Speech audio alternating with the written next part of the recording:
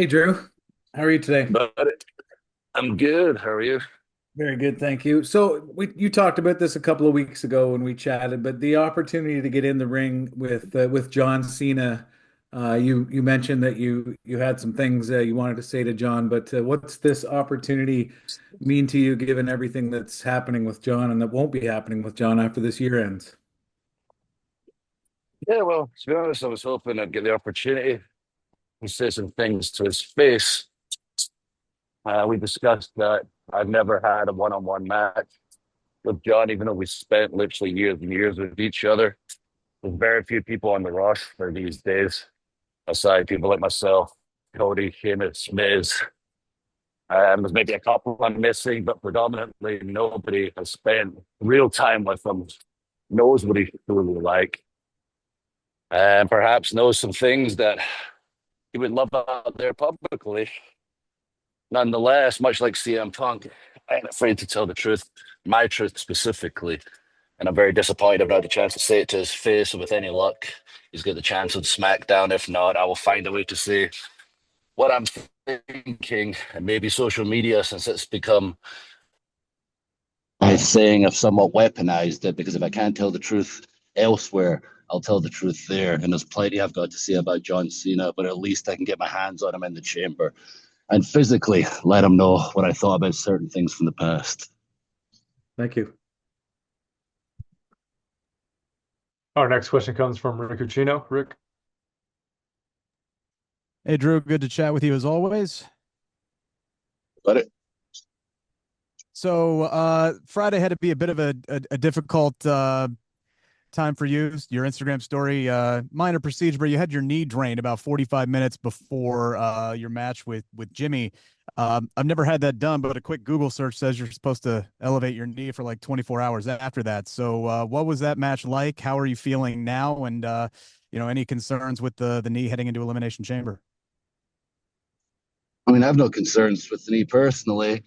I couldn't bend it fully, unfortunately. And I told the doctor, listen, let's get this fluid out.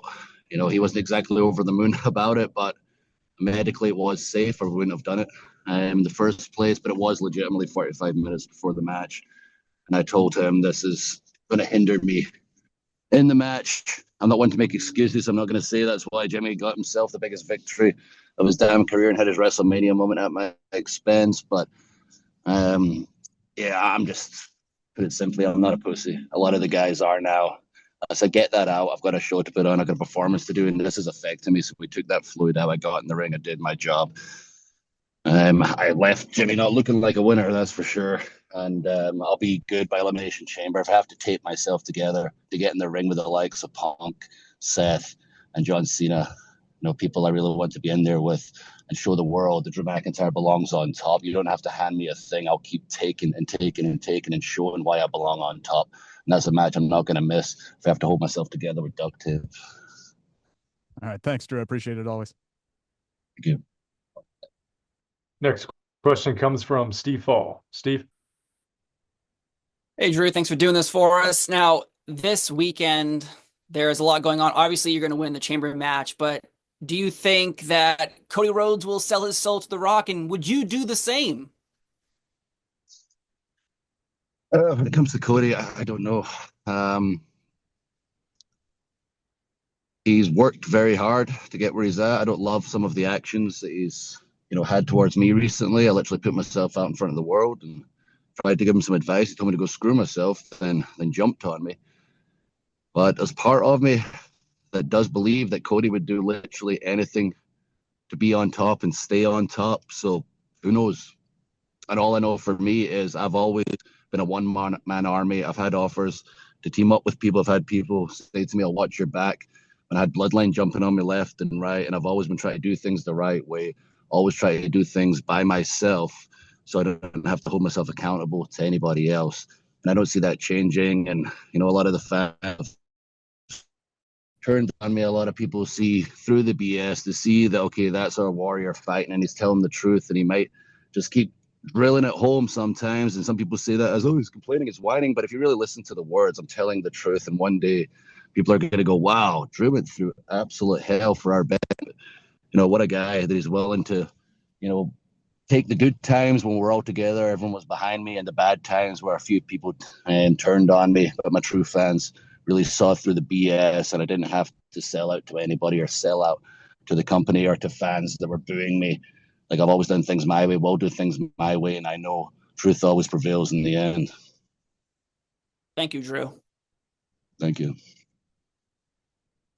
Our next question comes from Rick Ucchino. Rick.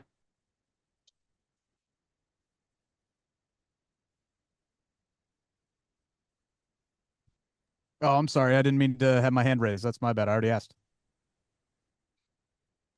Great. Our next question comes from Jimmy Corderas. Jimmy. Drew, nice to talk to you again. How are you? Really? All right, brother.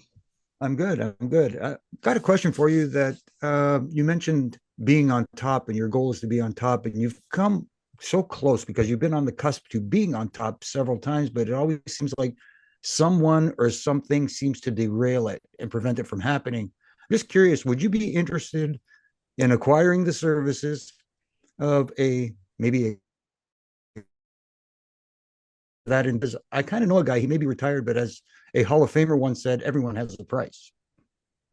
I appreciate that, brother. It's very, very tempting, but yeah, much like the Rock thing, I just see myself doing things my way.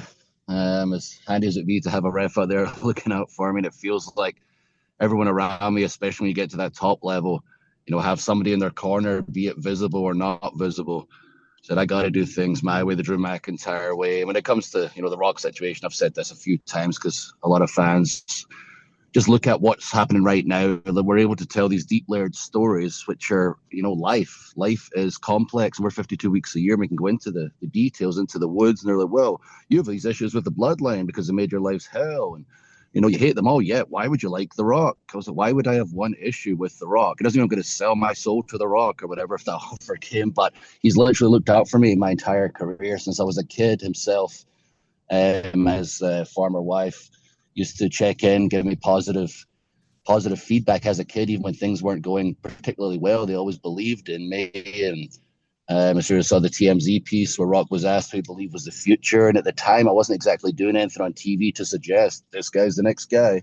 Right before I went on the run leading to winning the Royal Rumble and main event in WrestleMania and beating Brock Lesnar. And he mentioned Drew McIntyre. He's the guy. He's always been in my corner. When I signed the contract, he was a big part of that. Sent the sword as a gift, a very personal note. And we had a chance to interact at the Netflix debut. And, he's been working on a couple of things for me.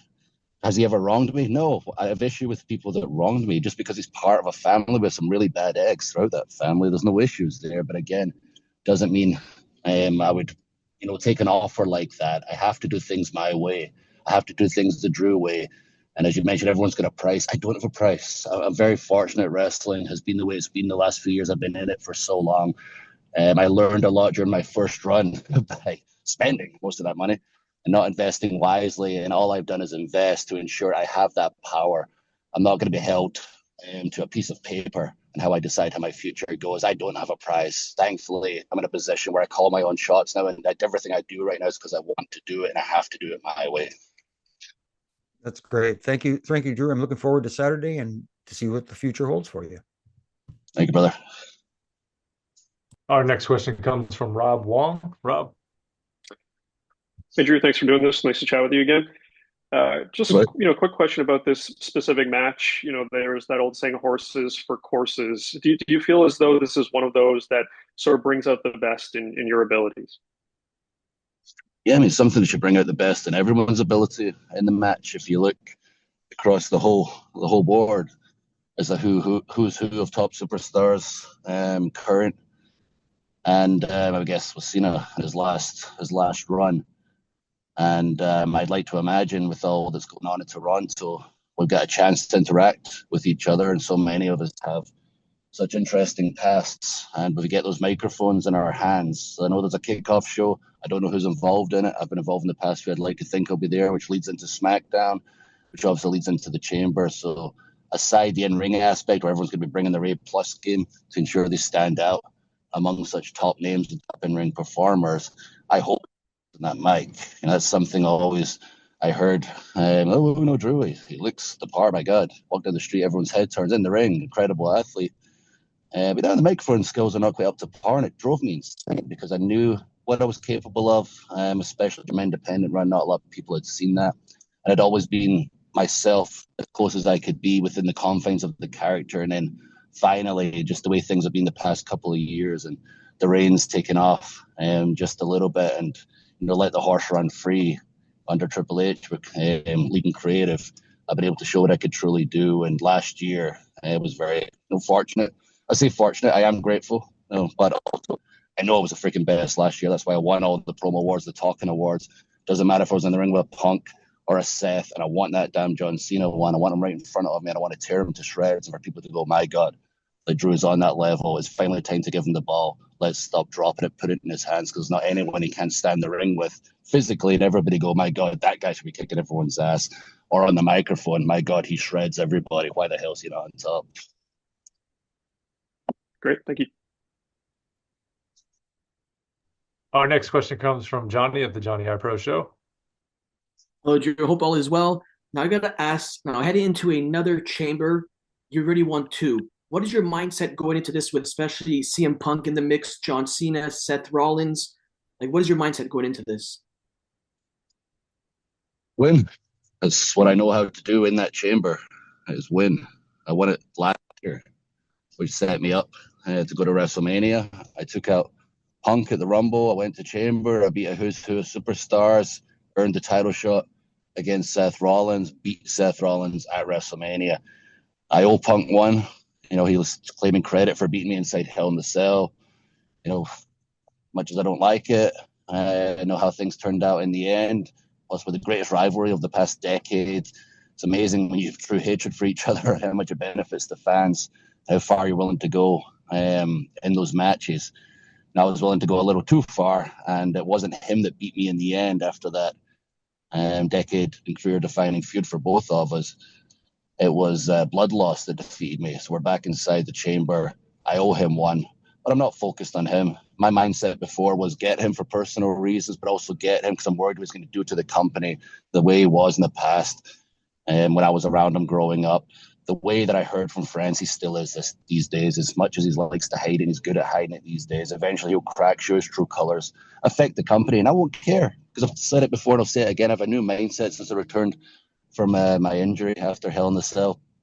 I'm in this for myself. I'm in this for my family. It was for the fans before, but the reality is when I'm gone, like I saw when I was gone after Hell in the Cell, they move on. We're 52 weeks a year. It doesn't matter if you're The Rock or Stone Cold, Triple H when he's on screen. If you're not directly in front of them, they move on so quick, and I will not have any freaking regrets. So I'm getting into this match to take out Punk, yes, but bigger picture, I'm winning that match. I'm getting my title match against Cody. I'm getting my moment at WrestleMania, and I'm having that title and holding it and walking out in front of fans for the first time with the title for a prolonged period. The last time I got it, obviously Punk screwed me over, then Priest capitalized like a freaking snake. So I'm getting that run, and it's not because I imagined it that way as a kid. I did. It's for me. It's for my family, and I don't care if anyone else likes it. If they do, cool. They're with me through my struggle, but they're going to deal with it and they're going to like it because Drew McIntyre is simply the best right now. Best of luck Saturday. Thank you. Our next question comes from Sean Rossett. Sean?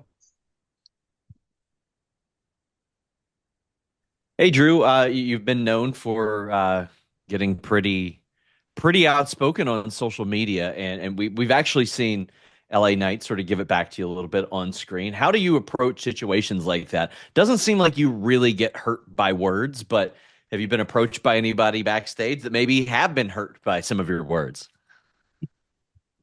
No, they go to management and cry, and then I laugh and say, what are they going to do about it? Tell them to beat me up, but they can't.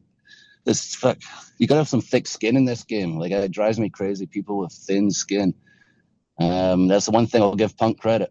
He's got some thick skin when it comes to the words, and then he gives it what he can in the ring. He's very lucky, defeated me through blood loss in the match. But come on, this is what it's all about. We're in a new world today. It's not just can you get it done in the ring, can you get it done in the microphone, where perhaps it's a little more controlled.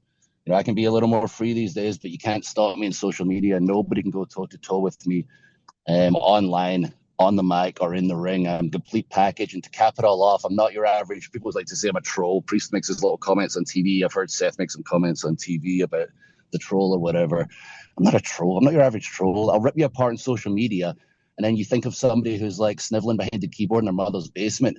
That ain't Drew McIntyre. I'll tear you to pieces online. And I step behind the keyboard. You're like, oh my God, he's going to kick my ass too. And I do kick your ass. You're lucky I'm married, or I'd take your girl too. That's the kind of troll I am. No one can freaking stop me. Thank you. Thank you. Our next question comes from Spencer Love. Spencer? Hey, Drew, thanks for the time this morning. You mentioned it earlier. There's a lot of people in there that you've got personal issues with, whether it be Damian Priest, Logan Paul, Seth Rollins. How do you separate those personal issues from the professional issue of going in, winning the chamber, and eventually facing Cody Rhodes at WrestleMania? You have to. I mean, if you get a few extra digs in there, a few stiff shots, then good. But you have to focus on the bigger picture. You have to focus on the story that's being told. And as we found with the Punk situation, the deeper the hatred, the better the performance and the happier the fans. And perhaps, I'm not somebody that gets therapy. I have no issues with people that do, if that's what helps them. It helps you work out some of your issues to make you a better person, a happier person. My therapy is on TV, on social media. You can literally see me working out things in my life on television. And sometimes it's through words. Sometimes it's through conversations like this. And sometimes it's through just kicking somebody's ass. And that's my version of therapy. And I've got my eye on the prize. Whatever personal issues are there, cool. I'll take it out in the ring and I'll focus on getting to WrestleMania, in my moment, and keeping that freaking title. Thanks, Drew. Good luck Saturday. Thank you. Our next question comes from Nav at CBC. Hey, Drew. You mentioned the Hell in a Cell match with Punk, probably one of the most brutal Hell in a Cell matches in recent memory. How does an Elimination Chamber match compare to a Hell in a Cell? I've lost all my Hell in a Cell matches, and I've won 2 Elimination Chambers for starts. I did not have good luck inside Hell in a Cell, unfortunately. I dropped the title to Randy Orton there. I think Lashley got me, and obviously with Punk, almost bled out on worldwide TV and broke my back at the end. Elimination Chamber, I guess just with so many people in the ring at once, you just be on your toes. And there are very creative ways to cause violence there and inflict pain. But you got to have a game plan. You got to be willing to take a step back in order to take 2 steps forward. Like inside the cell, I've treated it like a sprint every time. And I think now with my new mindset, since I was out injured after Hell in the Cell, I wouldn't treat it this way, but I was very much like a sprint right into it without thinking, just go, hopefully take out the competition. And it's not worked for me inside the cell, but I've always had the mindset inside Chamber of hang back, let people inflict the damage in front of you, try not to get attacked from behind. There's so much action going on at once, and I've implemented that game plan, and there's more aspects to it, but obviously people are going to be watching this and reading this and going, oh God, Drew's burying me right now. If I'm saying things about you, I'm not burying you, I'm telling you the truth. If you're on the roster and you're reading this and you get your feelings hurt and I didn't mention a name and it triggers you, it means I'm actually talking about you. So I'm not going to give my whole game plan away, but I'm going to go in there with the same game plan as usual, which is win.